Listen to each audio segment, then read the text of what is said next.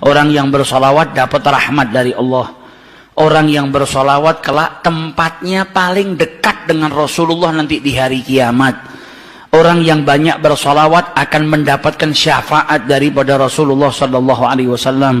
Orang yang memperbanyak solawat, hajat-hajatnya dikabulkan. Kalau kesusahan, diberikan jalan keluar sama Allah. Berkatnya solawat. Berkatnya solawat itu macam-macam. Yuqdhal hawaij, dia punya hajat yang banyak. Kalau dia perbanyak solawat kepada Rasulullah, hajat-hajatnya dikabulkan oleh Allah Subhanahu Wa Taala. Sehingga dalam hadisnya banyak Nabi mengucap aktsiru, perbanyaklah solawat. Yang paling dekat dengan kau kelak di hari kiamat adalah yang paling banyak bersolawat saat di dunia. Para ulama menjelaskan al-iktsar, memperbanyak solawat itu paling sedikit dari kategori perbanyaklah solawat. Minimal kau baca 300 kali solawat dalam sehari semalam, jangan kurang, supaya bisa masuk dalam kategori orang yang memperbanyak solawat kepada Rasulullah Sallallahu Alaihi Wasallam. Apalagi di zaman-zaman seperti ini kita sudah harus lebih banyak bersolawat, dan solawat itu zikir. Al-Imam Abdullah bin Abi Haddad mengatakan Allah itu tahu manusia itu gampang bosenan, makanya Allah Subhanahu Wa Taala memberikan ketaatan itu macam-macam bentuknya.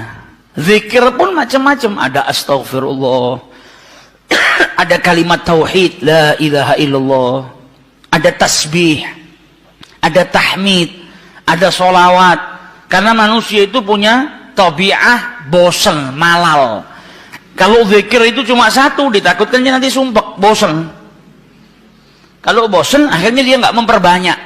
Tapi ketika ada banyak macam ketaatan, engkau bisa taat dengan sholat, engkau bisa taat dengan berzikir, engkau bisa taat dengan Allah Subhanahu Wa Taala dengan bersedekah. Macam-macam taat, macam-macam zikir ini menjadikan supaya kita tidak putus untuk ingat kepada Allah Subhanahu Wa Taala. Jangan sampai bosan. Pada dasarnya manusia itu cepat bosan, tapi bukan berarti terus saya bosan dengan istighfar, saya tak ganti ini. Jangan gantinya kita karena bosan, tapi diselang-seling supaya kebosanan tadi tidak timbul.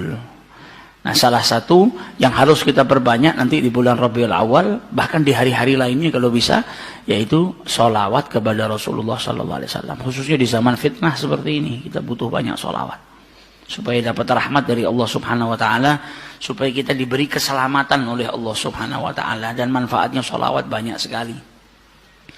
Sehingga diceritakan dulu ada satu orang punya utang 500 dinar. Dia punya utang banyak sama orang. Kemudian datang waktunya semua pada nagih, maka dia kebingungan, nggak punya uang. Akhirnya dia pergi ke salah seorang saudagar, dia pinjam uang 500 dinar. Diberikan sama saudagar tadi. Sebelum diberikan ditanya, kapan mau kau kembalikan uang ini? Maka dia berkata, insya Allah di tanggal sekian saya kembalikan. Uang itu diambil, dia bayarkan hutangnya satu persatu. Selesai dibayarkan tidak tersisa uangnya. Gak ada sisa modal untuk dia putarkan supaya bisa membayar hutangnya yang 500 dinar ini. Karena apa? Memang dia pinjam sesuai dengan kadar hutangnya. Sampai ketika datang waktu jatuh tempo, yang punya uang datang ke rumahnya nagih, mana uang 500 dinar yang kau pinjam? Kau janji hari ini akan melunasinya. Maka dia bilang, demi Allah, sepeser pun saya nggak punya. Saya belum mendapatkan apa-apa untuk saya bayarkan kepada dirimu. Maka yang punya uang nggak mau tahu. Engkau janji tanggal sekian mau kau bayar, sekarang sudah jatuh temponya, maka bayar hutangmu sesuai dengan ucapanmu. Dia bilang, saya nggak punya. Kalau begitu ayo pergi ke Qadhi, pergi ke hakim. Nggak benar ini perbuatanmu. Maka yang utang tadi dibawa sama yang punya uang ke hakim. Diceritakan perkaranya, ditanya sama hakim, kenapa tidak kau bayar hutangmu? Bukankah engkau berjanji hari ini akan melunasinya? Dia bilang, iya saya berjanji, tapi saya nggak punya uang. Saya bukan pengkhianat, bukan orang yang mau berdusta. Kalau berdusta saya akan bilang saya nggak punya uang. Nggak ada perjanjian di sini, nggak ada bukti. Tapi saya ngaku kalau saya punya hutang dan hari ini saya nggak punya uang untuk saya bayarkan. Maka Qadhi berkata, apa? Kalau begitu kau melanggar janjimu, maka engkau harus dihukum, engkau harus dipenjara. Maka yang utang tadi bilang apa? Kalau begitu ya sudah, kalau memang hukumannya saya harus dipenjara karena saya nggak bayar hutang, ya sudah saya terima. Tapi tolong berikan saya waktu 1 hari. saya mau kembali ke rumah saya mau izin dengan istri dan anak-anak saya, besok saya akan kembali ke sini lagi dan masukkan saya ke dalam penjara. Maka sang hakim berkata apa? Bagaimana mungkin saya bisa percaya dengan dirimu? Siapa yang menjamin dirimu? Kalau ada yang menjamin kau bakal kembali ke sini, maka saya lepaskan. Dia bilang, ya Ghadhi, kalau saya niat lari sudah dari kemarin-kemarin saya lari. Kalau saya niat lari saya nggak datang ke sini, maka percayalah saya akan kembali di esok hari. Maka kata Ghadhi, jaminannya apa? Akhirnya lelaki tadi bilang apa? Jaminannya yang menjamin saya adalah Rasulullah Shallallahu Alaihi Wasallam. Maka sang hakim bingung. Maksudmu yang menjamin Rasulullah ini bagaimana?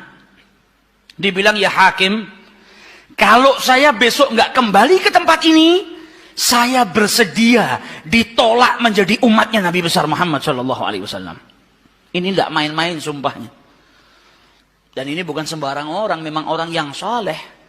Dia bilang, berikan saya waktu sebentar, saya kembali kepada keluarga saya pamit dengan istri saya, besok saya kembali.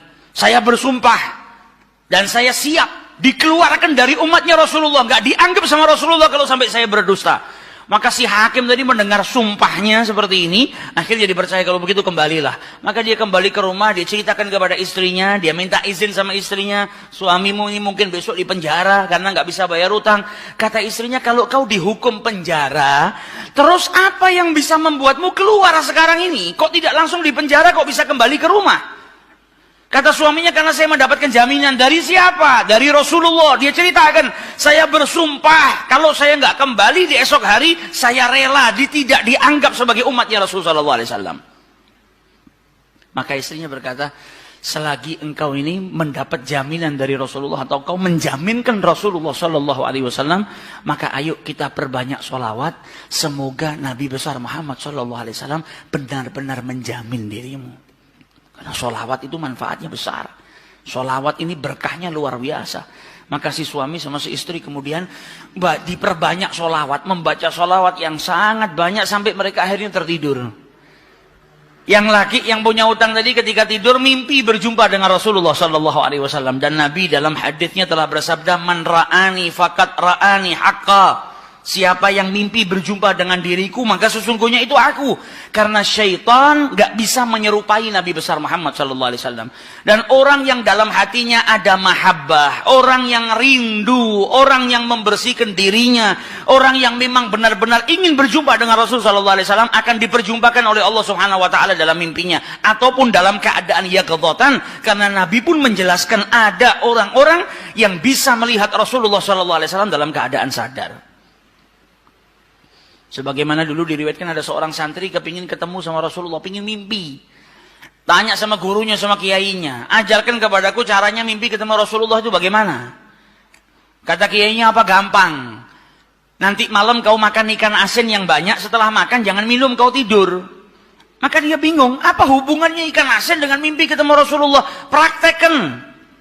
Ini kiai mau mendidik santrinya yang betul-betul kepingin berjumpa dengan Rasulullah, pingin mimpi dengan Rasulullah SAW. Maka malam hari datang, dia makan ikan satu piring, setelah itu nggak minum, tidur. Bangun tidur, dia pergi ke gurunya, marah, mana saya nggak ngimpi ketemu Rasulullah. Kata gurunya, apa yang kau impikan? Kau mimpi ngelihat apa? Kata santri tadi, saya mimpi ngelihat laut, ngelihat sungai, ngelihat hujan, ngelihat air terjun. Kata gurunya, karena sebelum tidur yang kau rindukan adalah air. Kau makan ikan asin sehingga kau kehausan. Yang kau rindukan dan kau dambakan air. Maka apa yang kau rindukan dan apa yang kau dambakan datang dalam mimpi. Coba setiap kali kau tidur kau rindu dengan Rasulullah. Coba setiap kali kau tidur kau ingin sekali dan minta sama Allah Subhanahu Wa Taala akan diperjumpakan dengan Rasul Sallallahu Alaihi Wasallam. Maka kau akan diperjumpakan dengan Nabi besar Muhammad Sallallahu Alaihi Wasallam. Nah, ini yang diajarkan sama para ulama. Ini yang punya utang dari mimpi ketemu Rasulullah Sallallahu Alaihi Wasallam. Dalam mimpinya apa kata Rasulullah? Kau jangan takut, jangan gelisah. Orang yang mahabbah. Baca sholawatnya bukan sekedar baca, tapi baca dari lubuk hatinya, baca dengan penuh kecintaan. Mimpi berjumpa dengan Rasulullah dan berkahnya sholawat tadi bisa menyelamatkan orang. Hajat-hajatnya bisa dikabulkan, dapat pertolongan dari Allah Subhanahu Wa Taala. Maka dalam mimpinya Rasulullah bilang apa? Besok pagi kau pergi, idhab ilal wali. Pergi ke gubernur di tempatmu itu, bilang sama gubernur tadi, Rasulullah mengucapkan salam kepadamu. Dan sampaikan kepada si gubernur, kalau setiap hari dia bersolawat kepada Rasulullah sebanyak 1000 kali, itu solawatnya sampai kepada Nabi Muhammad. Dan sampaikan kepada si gubernur, tadi malam dia itu kebingungan, baca solawat sudah 1000 atau belum. Ada salah dalam menghitung, sehingga dia itu gelisah, saya sudah 1000 atau belum. Maka sampaikan kepada gubernur itu, bahwasanya solawatnya sudah sampai 1000, jadi dia nggak perlu gelisah.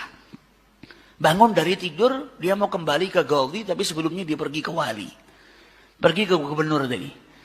Sampai di rumahnya gubernur, dia sampaikan, wahai wali, wahai gubernur, Rasulullah menitipkan salam kepadamu. Kaget dia. Orang yang selama ini dia solawati, gubernur ini gubernur yang cinta kepada Rasul Sallallahu Alaihi Wasallam. Tiba-tiba ada orang yang datang, bawakan salam dari Rasul Sallallahu Alaihi Wasallam. Nabi Muhammad berkata kepadamu, wahai gubernur, solawatmu yang kau baca 1000 kali setiap hari sampai kepada Rasulullah. Dan tadi malam ketika engkau kebingungan solawatmu itu sudah 1000 atau belum, ternyata sudah 1000. Nabi ngabarkan kau jangan takut, jangan gelisah, karena solawatmu seperti biasa, istiqomah kau baca, jumlahnya sudah 1000. Dan Nabi Muhammad minta engkau bantu diri saya untuk melunasi hutang. Maka saking gembiranya dapat salam dari Rasulullah, dapat kabar kalau solawatnya yang selama ini dia baca sampai kepada Rasul Sallallahu Alaihi Wasallam. Ditanya utangmu berapa? 500 dinar. Diambilkan 500 dinar dari Baitul Mal. Setelah itu diambilkan lagi 2.500 dinar dari uang pribadinya. Ini hadiah buat dirimu karena kau datang bawa kabar gembira kepadaku, yaitu Rasulullah Sallallahu Alaihi Wasallam mengucapkan salam kepadaku. Mahabbah. Kita belum tentu, kalau mungkin andai ada orang yang mimpi berjumpa dengan Rasulullah, kemudian Nabi mengucapkan salam kepada kita, belum tentu kita bahagia sampai bisa mengeluarkan harta seperti itu. Tapi orang-orang yang mahabbah, kecintaannya sama Rasulullah luar biasa. Maka dia pulang dari rumahnya si gubernur tadi bawa uang 3.000 dinar. Utangnya cuma 500 dinar. Berkat sholawat dia bisa melunasi hutangnya. Maka dia pergi ke rumah qadhi. Sebagaimana janjinya dia akan kembali.